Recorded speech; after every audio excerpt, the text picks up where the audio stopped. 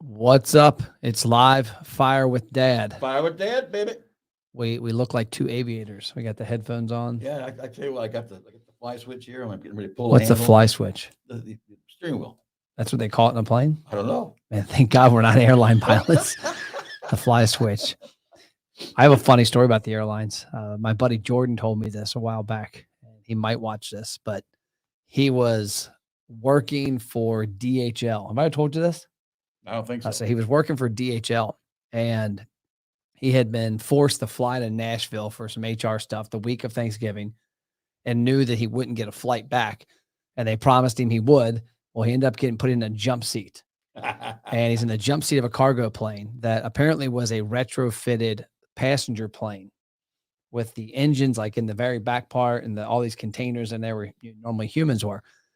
He said, so he sits down on the plane, he's exhausted. He's kind of like got his eyes closed, I think is what he said. And plane starts taking off and it gets up in the air. And this emergency warning lights start flashing. He's looking around. He said at that point, he realizes he doesn't hear engines because he didn't realize, but it's, being a former passenger plane, the engines are in the back and all this cargo in the hull is blocking the jet noise. And the pilot pulls out a manual and starts flipping through it, looks at the other pilot, like, hey, you know what that is? And he's like, I have no clue. He's like, Matt, I'm sitting here about to cry, thinking we're dying. And these guys are sitting there flipping through a manual like they just got a toy at Christmas. And then they eventually break down. We're just joking. They hit the button. They said, this is a former passenger plane, and that button's like a heavy weight button because it was like saying land, I guess, or something. It was just blaring at him. But there's my plane story. Jeez. So that has not. Your brother, when he flew the one time to Japan, was on a Japan. Japan. Is that Ja Rule? Does he own Japan? Exactly. And he was on a jump seat type thing on a cargo plane. Yeah. And all the guys on the plane were on a cargo plane. That was really a different feel. That's an amazing story. I know. Like that sucked. Not all my stories are fantastic.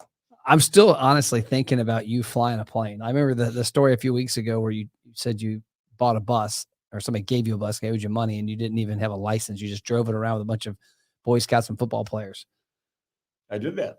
Still kind of scared from that one. So we are in the new studios, the Deep Work Studios.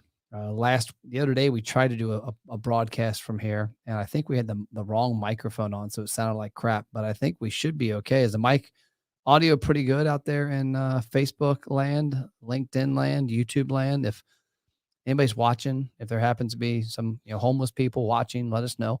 So it's about our audience, right? I hope not. I hope put your hat on. Show your hat you were going to put on. He had his hat on. I think he was all fly. But with the headphones, you can't do it. So we've got to figure out maybe if we can get let's cut your hat in half. No, seriously, if we cut it in half, it'll fold over it. Oh, yeah. I cut my hat. That's really good. I just realized, too, that our images are on the same side as us. It's like on the screen. Yep, I'm below me. Exactly. I think we did this on purpose. That was a complete accident. What we ought to be talking about today is the open house this weekend. Oh, yeah. I guess that's not, well, I guess Sunday night. Yeah, so Sunday night, this office, America's Best Restaurants HQ, the home of Restaurant Marketing That Works, and also Deep Workspace opens up officially to the public Monday. We're going to have a little food here Sunday night. I got to figure out what that is. You think we should have like McDonald's or what? I'd say pizza. Chicken nuggets? Pizza. What about just like a 100-piece chicken nugget? Jesus. And a big Tupperware would dump a bunch of fries in. 40 Happy Meals. So we're going to have a little shindig here. Can I have the 40 little toys that go with it? 6 to 8 p.m. Sunday night. I don't know why I did Sunday night. I think it's because there's some people coming in town, so maybe that's why I did it. But 6 to 8 p.m. Sunday night, we'll be up here hanging out. And all day Monday. Might be 5 of us, might be 50 of us. I have no clue. And then Monday, 9 a.m., we started off. We've got Mr. David Scott Peters, DSP as he's known. You're DP. DP, baby. He's DSP. Well, I'm also SDP. Holy crap, you guys have the same initials, kind of a little backwards. You should fight him. You're MDP. I'm aware of that. Thank you. Okay. I think you and David Scott Peters should fight for the right to use those 3 initials. That's right, baby. Do you still have anything? Yeah, I know you always have these stories, and don't say your normal catchphrases you say on here because I don't want to get bleeped out. I don't have a bleep button yet, but Do you still have any of the fight in you from those Chicago days growing up? Oh, hell yeah. So you think you could take David Scott Peters in a Oh, fight? yeah. Okay. He's mine. David He's all Scott mine. Peters. He's all mine, baby. The old man is calling you out. Step up to the old guy. Step up to, he's going to knock you out with your walker. I would say he'd knock your teeth out, but half of them are fake anyway. That's So right. I don't have any teeth anyway. Have at it, baby. So back to the story. You got me off track. Actually, I got myself off track. So Monday, 9 a.m., David Scott Peters will talk. He's going to do 2 sessions. He is an author of the Restaurant Prosperity Formula. He's a genius when it comes to restaurants and numbers and operations. Tom Mosier leaving the building. I like the window. You can see, if you can see here. I wonder if I can. Can I change the mic, the camera? Let's try this real quick. We'll go back to this. The camera only goes one way. No, it doesn't. Watch this. There's no way. Bam. Look, you can see out into the lobby. Oh. So I'm using a laptop right now. In the future, laptop has got I didn't know. that's just how I roll, Dad. It's big time. Like you have a laptop that goes both ways. So David Scott Peters will be here, but I was just turning that around because it was cool. You can see Tom Mosier leaving. And long term, we have a little table there. Maybe with like a thumbs up or thumbs down. The people watching that are listening to the podcast can give you a thumbs up or thumbs down. But he'll be doing his thing. He's awesome. The Restaurant Prosperity Formula, dude knows his stuff. He's going to go over some really awesome stuff. So if you're a restaurateur and you're not here on Monday, I don't want to say you're an idiot, but pretty close. Be here or be square, baby. What does that mean anyways? Be here or be square? That's just a term. I mean, they created that when you were a kid. Be square? Because you're kind of a nerd? A dweeb, yeah. A dweeb. A dweeb? Oh my gosh. What are we going to do with you? So that's Monday. He's doing 2 sessions, morning and afternoon. I'm going to do a couple sessions. You're going to do it. So what is your session going to be on? You told me you haven't given me a topic yet. Oh, so what if I give you a topic? What if I get you on stage and grill you? Do what? Grill you. Rock ahead, okay, baby. We'll have a roast. We got to roast you. Anybody, if you can grill me, you're home free, baby. Okay, so we got Dad. We also have the Chamber of Commerce ribbon cutting. Doug Smith lined that up. I think he said that's 11. I think Mayor Diane Whalen from Florence is coming around 10. So we got a couple little things planned in there. You also got the Taco Lulu. I get into that. Oh, okay. And Michael Stadnicki from Taco Lulu. What did you call him the other day? You like butchered his last name. You just, Michael, if you're watching, he destroys your last name the other day. So Michael from Taco Lulu, he's from Chicago. He is also involved in a company called Franchise Edge. They help restaurants franchise. So he's going to talk. The guy's a beast when it comes to grassroots marketing of his restaurant, in-store marketing, upselling, table touches. So he's going to talk about a lot of stuff. And a lot of what we're going to talk about Monday transfers to any business, because at the end of the day, marketing is marketing. Our tagline is ABR. Attract, build, retain. You attract attention, you build a database from that attention, then you retain their attention with the data that you just gathered. Doesn't matter if you're a car dealer, a restaurant, a massage parlor. What are you doing? What are you shaking? It's all transferable. All the information is transferred from one business to the other. You're like a reverse bobblehead over there. You were going like this. I can tell you a neat story about that. A reverse bobblehead? No, about transferring the information. Oh, so you're talking business. I'm joking. I know. What transfer the information? Tell me. When I first got out of college, I sold paint for a company called Valspar Paint. This was in 38? It was about year 2000. Year 200 or AD or whatever you want to call it. No, anyway. So I was selling. All of a sudden, seriously, that was like what? You were born in 1947, so 1970. It was 1969 and 70. I was selling for Valspar. Okay, so you're pushing. So in 72, I leave. Decided I'm gonna do something I didn't like, working for a big corporation. So I leave. I go to work for get my insurance license. Well, my first day, I'm in there. I'm in there in their office, and the guy's general manager says, "You've been selling paint." I said, "Yeah." He's well. Hold on. Did he say you've been selling paint or huffing paint? Selling. I heard he asked you you've been huffing paint because how jacked up you were. Okay. He says, "Well, that's a tangible. Now you're going to be selling an intangible. I'm not sure you can do that." He challenged the Michael Jordan of sales. And I says, "I mean, what do you mean?" He says, "You can't just sell paint and all of a sudden sell an intangible. That's almost impossible." I said, "Let me give you the forms and let me think about it then." So I get on the elevator and I'm coming down on the Holiday Park Towers on 8th and 11th. Do you recall if there was music? No, there was no music. Okay. And there's a guy running the elevator. In those days, still had guys running the elevators. You going like this? You have a lever? Oh, yeah. A lever? Oh, yeah. Oh, I mean, you were old. That's what can I say? So anyway, I'm sitting there, I look at him. I says, "You ever thought about buying some life insurance?" He goes, "Yeah, I've been trying to get some." And he says, "I can't get anybody to ever talk to me." I said, "Well, let me ask you a question. How much could you put away in a monthly premium as far as life insurance?" Like, "I can put $25." I says, "Guy, sign this thing right here." This sounds illegal. It was. He says, "I wasn't licensed yet." So anyway, he says, "Oh yeah," because he gives me a check and On the elevator. and signs the form. And I says, "Well," I said, "We got a small problem." He says, "What's that?" I said, "I got to go back upstairs again now." So I go back upstairs. I walk into the general manager's office. I said, "By the way," I said, "this intangible stuff is tougher than hell. I'm not sure I can do this." He goes, "What do you mean?" I said, "Well, here's my first sale." He goes, "Who did you sell?" I said, "The guy in the elevator." He said, "You gotta be kidding me." I said, "No." I says, "You guys got 25 insurance companies in his building, and not one of you's ever asked this guy to sell and buy insurance." I said, "I asked him to buy insurance, he bought it." I says, he said, "Well, I'm not." He says, "You're not licensed." I says, "He's whatever, mind, give it here. I'll get it handled." So that's how I made my first sale. So that wasn't really transferring data like I'm talking about No, but customer it was data. the thing It's is that- transferring expertise. Exactly. In other words, the information, whether you're selling with restaurants or you're selling Joe Dokes, in whatever thing is intangible or tangible, doesn't matter. Sales marketing is transferable to whatever business you're in. Didn't we Google one time during one of these episodes, Joe Dokes? Joe Dokes, You, baby. you can always say it. I Googled it. Joe There Dokes. was a guy named Joe Dokes. I'm sure there probably is. Probably if you go on Facebook or LinkedIn, there's probably 45 million of them. So my favorite story about you selling, actually I have two stories. And this goes back to just to knowing your audience and at the same time, having a conversation. Because a lot of times people trying to sell something somebody doesn't need. But I remember you had a rule in our dealership when you had the boat dealership that if somebody walked in, you couldn't point.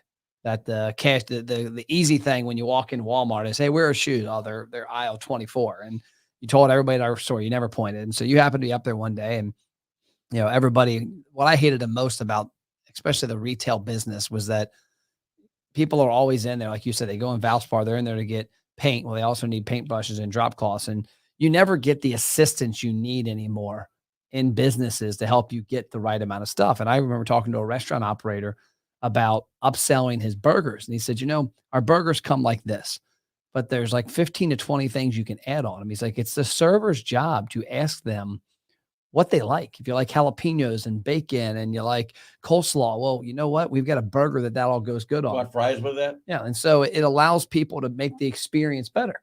Just like if you went and bought paint and you get home and you don't have the right stuff, which we've all done. Well, you were at the dealership and this guy walks in and he's looking for the lights for the canopy on the camper. I don't know what they call those things, but canopy lights.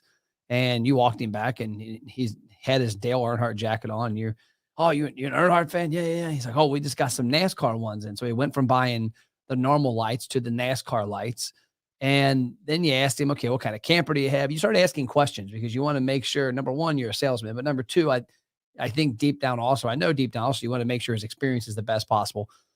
And we had just gotten this sewage thing in and hooked up. If you're empty the sewage on a camper or motorhome, it can get sloppy and you don't want to ever take the thing off and not be able to see what's in there or whatever.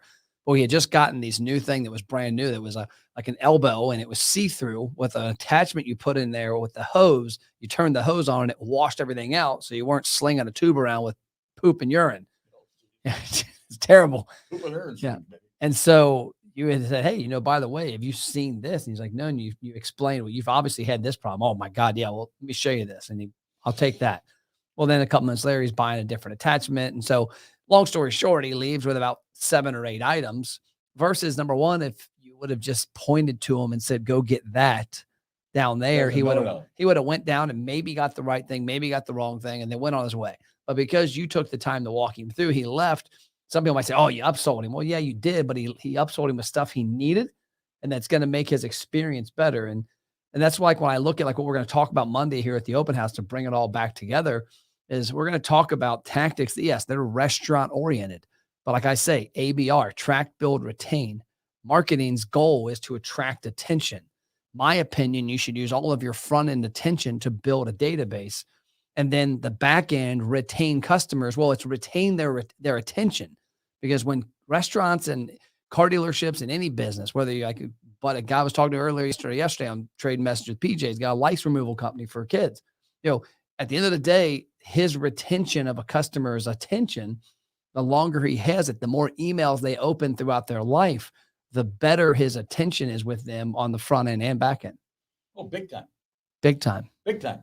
It's you know, the worst thing, for instance, when you're at our dealership, okay, the worst thing you hear, "Well, the best day is I bought my RV, the best day is, second best day is when I got rid of it." Well, guess what? Because no one took the time to really help you and do things. So when Yep. we guys came into our store, rather than pointing, it's helped the people. So that their experience with the RV or the boat is fantastic. The same way in the restaurant business. You know, the more you help them, the more you encourage them. You know, we had the situation when we were in Victor, Idaho. My wife and I, we were on Victor, Idaho. Yeah. And by the way, this is gonna be your topic for Monday. I'm gonna have me and you up top. And we're gonna talk about value selling and upselling and experiences. But go ahead, Right. Victor, We were Idaho. in Victor, Idaho, and this place has got the home of the world's greatest hamburger. Legit, the world's greatest. That's what he said. And actually, he's from, believe it or not, the guy who owned the restaurant from Northern Kentucky. Okay, and he went to, actually, I think he went to EKU or Western. You know, so anyway, he owns this restaurant, Some part of the state. and so we got talking to him, and before we know it, I had a hamburger with bacon on it. I had an egg on it. I had cheese. I had everything. Because he said, "Well, you got to have this. You got to have this. Well, I got done. The hamburger was this tall. I couldn't even. They can't see. You're below the camera. There you go. Hamburger was this tall. I could hardly get my mouth around it, and it took us about a half an hour. Whoa, to eat you the got a thing. giant But I'll tell mouth. you what, I still remember. It's been 5 years, and I'm loving it because the guy went out of his way. The greatest hamburger I've ever had. Because guess what? Had you just given me a regular cheeseburger or hamburger, it'd have been a regular hamburger. But he made all kinds of things, put neat things on it. Guess what? My experience was fantastic. And Value selling, baby. So we got our topic for Monday. Value selling. So there you go. We're going to talk about value selling on Monday with him. And that's all we got. And I think David, my guy, David Schlatter, is setting up something fancy that is either going to be live streamed or it's going to be broadcast or recorded, all that fancy stuff. So the only thing I would ask is if I need one of these chairs down there because I won't be able to stand for that long. Okay. Then we'll have you on a stool. Cha-ching, baby. Maybe we'll do like the George Costanza picture where you lay on a sofa with your shirt off. Okay. That's all we got. I'm done with you. I got stuff to do. You got to go. You're going to Homerama, I'm right? going to Homerama after hours tonight in Cincinnati. It's over on by Coldstream. And if you're out and about tonight, Homerama would be a great. They got to be a VIP to get in there. You know, I thought tonight was the opening ceremony VIP party. no, that was last week. That was last Friday night. Oh, did you It's go to still- that? No, So you're not a VIP anymore. You've well, I was been VIP, but I just didn't no, go. you're not a VIP. And so I had lunch and learn yesterday with the event. It was meet the builders, and I made a panel discussion with all the builders. Was there a builder named Bob? No, builder named Brad, Bob the builder? Bob the builder. Okay, Brad the so builder. Homerama tonight up near Coldstream, and tell my guy Doug Bryan I said hi. He put the Phantom Theaters. He put my theater in. Well, he also, I think of the 8 houses, I think he did 4 or 5 of them. Not too bad. So I'm in And- good company. Oh, he's unbelievable. He's a super nice guy. I actually fell asleep last night watching. What was I watching? I don't know. I wasn't there. House Hunters International Oh, in the theater How could you fall asleep? because I Yes, was sir. watching. I was just tired. I just fell asleep and woke up at 1:30 and went to bed. So What did I tell Doug? I'll see Doug tonight. there we go. That's all we got. Fire with Dad. We're Cha-ching, out. baby. See ya. Cha-ching. Fire with Dad, baby.